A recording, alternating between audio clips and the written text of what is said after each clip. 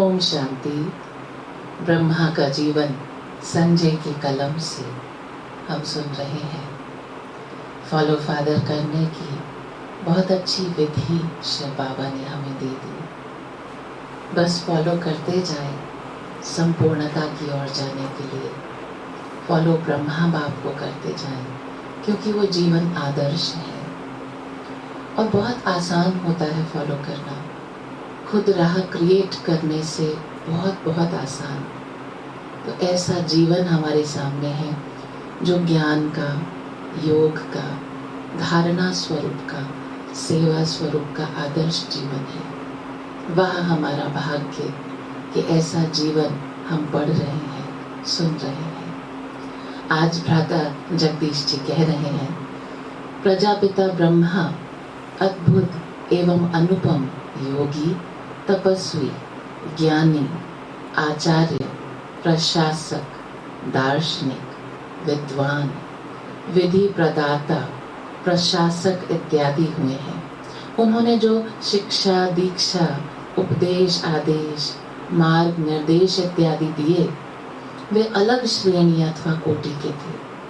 प्रजापिता ब्रह्मा ही को शास्त्रों, पुराणों इत्यादि में नई सृष्टि का रचयिता, नियामक, विधि प्रदाता और धर्म ज्ञान प्रदाता, जीवन दर्शन का उपदेष्टा और आदि पितामह कहा जाता है। अन्य जो सुधारक, प्रचारक, संस्थापक, उपदेशक इत्यादि हुए हैं, उनमें से किसी को भी नई सृष्टि का रचयिता अथवा आदि सनातन धर्म का संस्थापक अथवा सारी सृष्टि का आदि पिताश्री या आचार्यों का भी आदि आचार्य नहीं कहा जाता। यद्यपि वो लोग त्यागी, मनीषी, विचारक, साधक, भक्त, विरक्त, अनासक्त एवं साधु स्वभाव के थे और उन्होंने आचरण संबंधी संहिताओं के अनेक नियमों का भरसक पालन भी किया तथा अन्य लोगों के सामने उदाहरण भी प्रस्तुत किया। तथापि उन्होंने नई सृष्टि का बीजारोपण नहीं किया। इस बात का किसी को भी बुरा नहीं मानना चाहिए क्योंकि ये तो परिणाम से भी सिद्ध है। यह ऐतिहासिक सत्य तो हम सभी के सामने ही है क्योंकि सृष्टि द्वापर और कलयुग में से गुजरती हुई अब कलयुग के सीमांत पर आ पहुंची है। सुधी बुद्धि वाला कोई भी व्यक्ति ये तो नहीं कह सकता कि अब हम सतयुग में से गुजर रहे हैं। कोई भी ये तो दावा नहीं कर सकता कि किसी भी ऋषि मुनि, तत्ववेता, दार्शनिक, धर्म उपदेशक या आचार्य के सिद्धांतवाद, साधना पद्धति, कर्म विधान इत्यादि को जानने, मानने और व्यवहार में लाने से इन 2-2.5 हजार अथवा सैकड़ों वर्षों के बाद भी हम सतयुग की ओर जा रहे हैं। उन सभी के बाद तो वाद, विवाद, प्रतिवाद और एक अन्य वाद की ही श्रृंखला चल पड़ी और मनुष्य प्रमाद और विषाद ही के रंग में रंगता गया। ये बात विवेक संगत और न्याय संगत है कि सृष्टि अथवा वैश्विक समाज के नवीनीकरण के लिए तो समाज में समूल परिवर्तन लाने की आवश्यकता है। एक नए जागतिक समाज, ग्लोबल सोसाइटी की स्थापना के लिए तो सृष्टि रूपी वृक्ष में कोई नई टहनी जोड़ने की जरूरत नहीं है, बल्कि नए बीजारोपण की आवश्यकता है। समाज में तो अनेकानेक वर्ग हैं, जातियां हैं, संप्रदाय हैं, वर्णाश्रम हैं, संस्थाएं हैं, ऑलरेडी अवेलेबल हैं ये सब, और भिन्न भिन्न रुचि वाले व्यक्ति हैं जो कि अलग अलग संस्कारों का रंग लिए हुए हैं। समाज में साधु संत और पंडित पुजारी भी हैं, जेल के कैदी भी, भोले भाले बच्चे और प्रकांड विद्वान भी, सेना के सेनानी और धनी मानी भी हैं। अतः समाज के नवीनीकरण के लिए तो इन्हें ढाल कर एकजुट करने तथा भेदभाव को मिटाने की जरूरत है। मतलब नया क्रिएट करने की जरूरत नहीं है, उनमें भेदभाव को मिटाने की जरूरत है। इसके लिए इस प्रकार के भांति भांति के लोगों को एक नई सृष्टि, नई वृत्ति, नई स्मृति और नए प्रकार की उच्च स्थिति प्रदान करना तो एक ऐसा भागीरथ कार्य है जिसको करने के लिए एक अतिमानुषी शक्ति की, अद्भुत तेजस्वता की, अदम्य उत्साह की, निरंतर अभय स्थिति की और बहुमुखी प्रतिभा की आवश्यकता है। इसमें केवल एक ही विद्या या जीवन के एक ही अंग या पक्ष को जानने की नहीं, बल्कि सभी विद्याओं के सार रूपी अमृत की, योग, महायोग, राजयोग के मर्म की, सार्वभौम धर्म की, महान विधि और विधान की, गंभीर और रमणीक प्रणाली की, व्यक्तित्व के सभी पहलुओं को विकसित करने वाले जीवन दर्शन की तथा अनेक परिस्थितियों में से पार करने वाली जीवन कला की आवश्यकता है। नई सृष्टि के लिए नया ही ज्ञान अनिवार्य है और नए विधि विधान ही की जरूरत है। कुछ एक पुराने मतों के सम्मिश्रण को या उनमें थोड़ी हेर फेर की जरूरत नहीं, बल्कि जो इंसान हैवान से भी बदतर बन चुका है उसे फिर से महान बनाने वाले ज्ञान रूपी जादू की जरूरत है। पुरानी और बिगड़ी हुई चीज को नया बना देना मनुष्य के सामर्थ्य से बाहर की बात है। जब पूरे संसार की बात आती है तो इस कला के ज्ञाता एक परमपिता परमात्मा शिव ही है। वो स्वयं जिसकी बुद्धि में आकर विराजमान हो, वो स्वयं जिसकी बुद्धि में आकर विराजमान हो और जिनकी दृष्टि, वाणी और हाथों का प्रयोग करें, वही सिद्ध हस्त व्यक्ति नई सृष्टि के कार्य के निमित्त बन सकता है।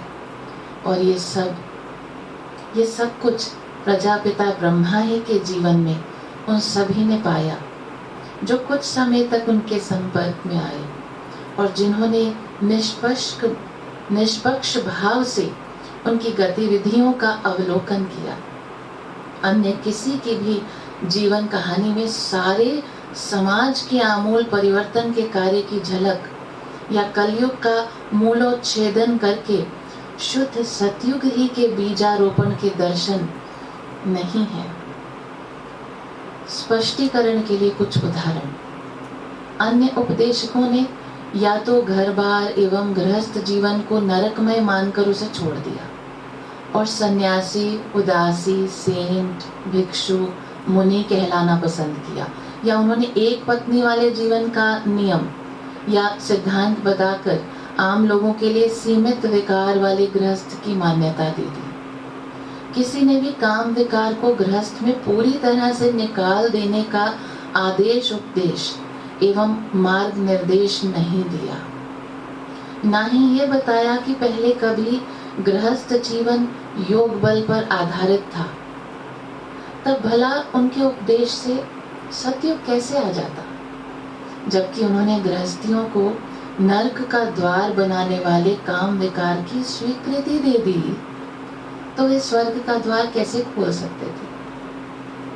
सतयुग में तो श्री लक्ष्मी, श्री नारायण दोनों होते हैं, अतः नारी को नरक का द्वार बताने वाले लोग दैवी प्रवृत्ति अर्थात पवित्र गृहस्थ वाले सतयुग की पुनर्स्थापना कैसे कर सकते थे।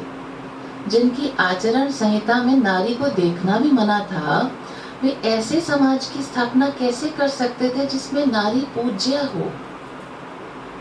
जो लोग धन को माया मानकर धन कमाने के साधन स्वरूप व्यापार, वाणिज्य, कृषि आदि व्यवसाय को छोड़कर जंगल की ओर जाने वाले सिद्धांत वाले थे, वे विभिन्न व्यवसायों वाले एक समाज की स्थापना के निमित्त कैसे हो सकते थे।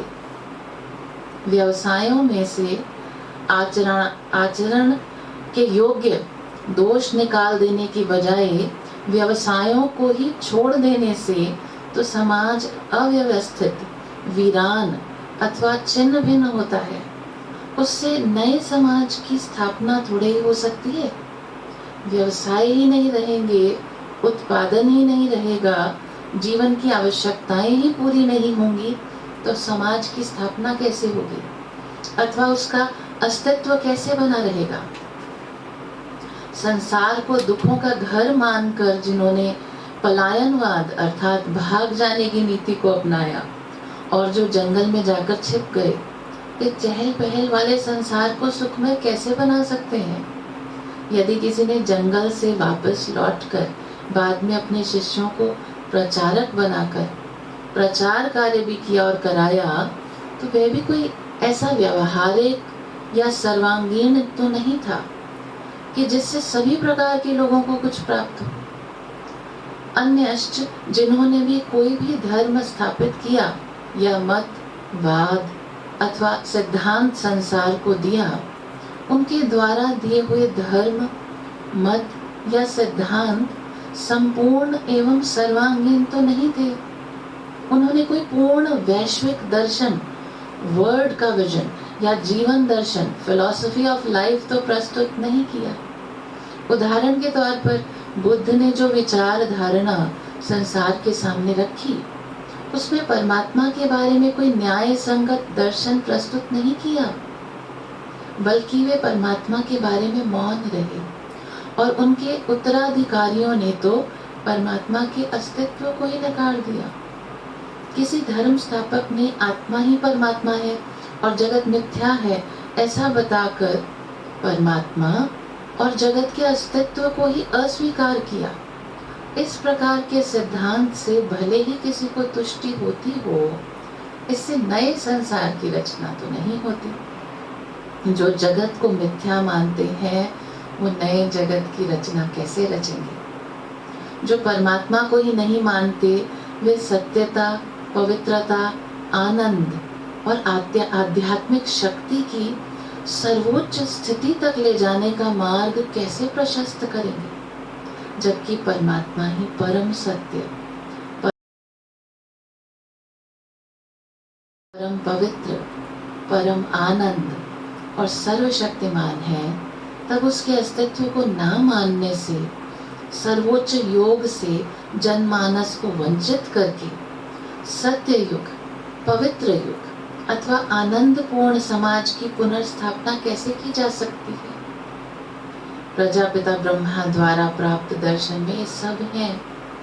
सार संक्षेप में हम कह सकते हैं कि सृष्टि रूपी कल्प वृक्ष की शाखाओं को तो स्थापित किया जाता रहा, परंतु इसके मूल में किसी ने नया कलम नहीं लगाया। ये डिफरेंस, सार रूप में ये डिफरेंस। इससे पहले कोई इस कार्य को कर ही नहीं सकता था, क्योंकि जब सारा वृक्ष प्रकट हो जाए तभी उसके मूल को लगाने का कार्य संभव हो सकता है। अति के बाद ही तो अंत आता है और पुनः आदि आता है। जब सभी मतवाद अपनी निम्नतम अवस्था को पहुंच जाए, तभी तो उनके स्थान पर एक श्रेष्ठ दर्शन की आवश्यकता सभी को महसूस होती है। जब सभी धर्म पिता अपना अपना कार्य कर लें, तभी तो परमात्मा का अवतरण हो। जब कलयुग अपनी अंतिम सीमा तक पहुंच जाए, तभी तो सतयुग की पुनर्स्थापना हो। अतः यह कार्य अब ही होना संभव है, क्योंकि अब ही अधोपतन की अंतिम सीमा तक संसार जा पहुंचा है। अब जबकि अनेकानेक धर्म और मतवाद हैं तथा संप्रदाय और संस्थान हैं, तब सभी को निष्पक्ष भाव से एवं पितृवत प्यार से परिवर्तित करने की आवश्यकता है। तब ऐसे दर्शन की आवश्यकता है जिसे सभी नया मानने के लिए तैयार हों। तब सभी के सामने ऐसा व्यक्तित्व हो जो सभी को महसूस हो। तब सभी के सम्मुख ऐसी प्रतिभा वाला व्यक्ति हो जिसे सब नमस्कार करें। तब सभी के सामने ऐसा उज्जवल और उच्च जीवन हो जिसे सब अनुकरणीय एवं आदर्श स्वीकार करें। ऐसी ही प्रतिभा थी प्रजापिता ब्रह्मा की। वे अपनी मेधावी बुद्धि तथा अकाट्य तर्क के कारण एक उत्तम दार्शनिक मालूम होते थे। अपने संयम पालन, आचार विचार और शिष्टाचार के कारण वे एक महान आचार्य भी महसूस होते थे। वे संस्थान चलाने में ऐसे कुशल थे कि एक उच्च कोटि के प्रशासक माने जाते थे।